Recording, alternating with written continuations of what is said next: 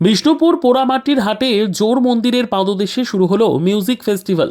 রাজ্যের মন্ত্রী ইন্দ্রনীল সেন উদ্বোধন করতে এসে গাইলেন গান। মন্ত্রীর সঙ্গে গানে তাল মেলালেন এলাকার ছাত্রীরা। কথায় আছে গান বাজনা মতিচুর দিন নিয়ে বিষ্ণুপুর, অর্থাৎ মল্ল রাজাদের এই রাজধানী মন্দির নগরী বিষ্ণুপুরের সঙ্গীত ঘরানা জগৎ বিখ্যাত। তাই রাজ্যের মুখ্যমন্ত্রী মাননীয় মমতা বন্দ্যোপাধ্যায়ের উদ্যোগে পশ্চিমবঙ্গ সরকারের পর্যটন বিভাগের আয়োজনে পোড়ামাটির হাটে শুরু হলো বিষ্ণুপুর মিউজিক ফেস্টিভ্যাল 2025। এই ফেস্টিভ্যাল আয়োজন করার মূল উদ্দেশ্য বিষ্ণুপুর ঘরানাকে বিশ্বের দরবারে তুলে ধরা। তাই আজকের এই অনুষ্ঠানের শুভ সূচনা করেন রাজ্যের মন্ত্রী ইন্দ্রনীল সেন। উপস্থিত ছিলেন বাঁকুড়া জেলার জেলাশাসক সহ অন্যান্য আধিকারিকরা। উদ্বোধন করতে এসে রাজ্যের মন্ত্রী ইন্দ্রনীল সেন গান গাইলেন। মন্ত্রীর সাথে গানের গলায় সুর মেলালেন ছাত্রীরা। রং বেরঙের আলোয় সেজে উঠেছে পোড়ামাটির হাট চত্বর। এই উৎসবকে কেন্দ্র করে বিভিন্ন সরকারি স্টলের পাশাপাশি বসেছে খাবারের স্টল। ভিড় জমিয়েছে বিষ্ণুপুরের অগণিত মানুষ থেকে শুরু করে পর্যটকেরা। এই অনুষ্ঠান চলবে 3 দিন। দেশ বিদেশের বিভিন্ন খ্যাতিনামা ক্লাসিক্যাল সঙ্গীত শিল্পী এই অনুষ্ঠানে পারফর্ম করবেন। সব মিলিয়ে মিউজিক ফেস্টিভ্যালকে কেন্দ্র করে জমজমাট বিষ্ণুপুর। বাঁকুড়ার বিষ্ণুপুর থেকে শেখ সফিকের রিপোর্ট। মানে দারুণ, মানে এত প্ল্যানিং করে রেখেছি আমরা নিজেরা স্কুলের টিচার। আমাদের স্কুল করার পরে আমরা রোজ দিন চলে আসবো, আর পুরো প্রোগ্রাম দেখে আমরা বাড়ি যাব।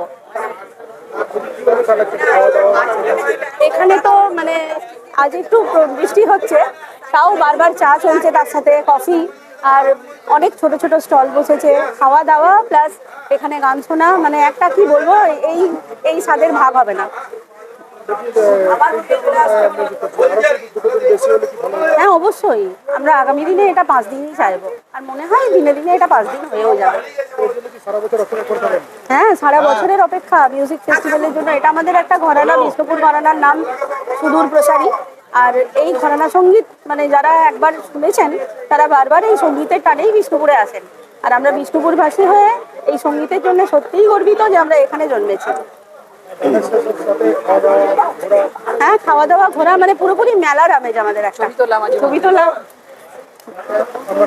বর্ণালী ঘোষ। খুবই ভালো লাগছে অনুষ্ঠান। আমরা প্রতি বছরই এই 3টে দিনের জন্য অপেক্ষা করে থাকি। হ্যাঁ, বিভিন্ন শিল্পীদের বিভিন্ন রাগরাগিনী যে গান। বিষ্ণুপুর এমনি তো ঘরানার হিসেবে, ফলে আমরা বিষ্ণুপুরবাসী হিসেবে একদিকে গর্ব অনুভব করি আর অনুষ্ঠানও খুব আনন্দ উপভোগ করি। হ্যাঁ, সেটা তো একটু থাকেই, অনুষ্ঠানের পাশাপাশি তো একটু থাকেই ওটা। আমরা তো এই 3টে দিন একদম বিকেল থেকে চলে আসবো, রাত শেষ পর্যন্ত যাবতীয় অনুষ্ঠান আমরা সব দেখবো। হ্যাঁ, আজকে একটু তাও প্রকৃতি বিরূপ, তারই মধ্যে আমরা ভিজে ভিজে অনুষ্ঠান উপভোগ করছি এবং করবো শেষ পর্যন্ত।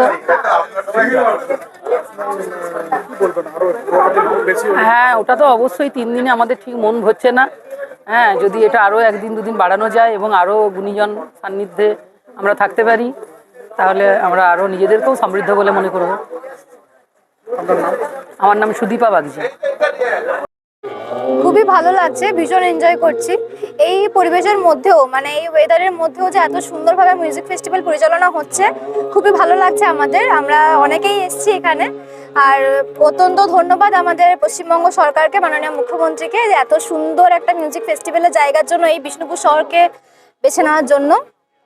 Thank you.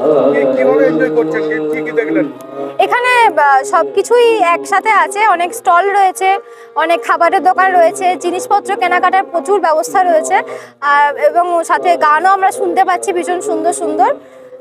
ভালো লাগছে। হ্যাঁ, একদম বাড়তি পাওনা। হ্যাঁ অবশ্যই। আমার নাম অনন্যা মুখার্জি। আমার বিষ্ণুপুরেই বাড়ি।